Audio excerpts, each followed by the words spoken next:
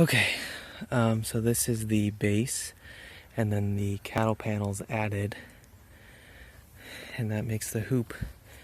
And then you'll staple the bottom, all along the bottom. You'll probably raise it up a little bit. You can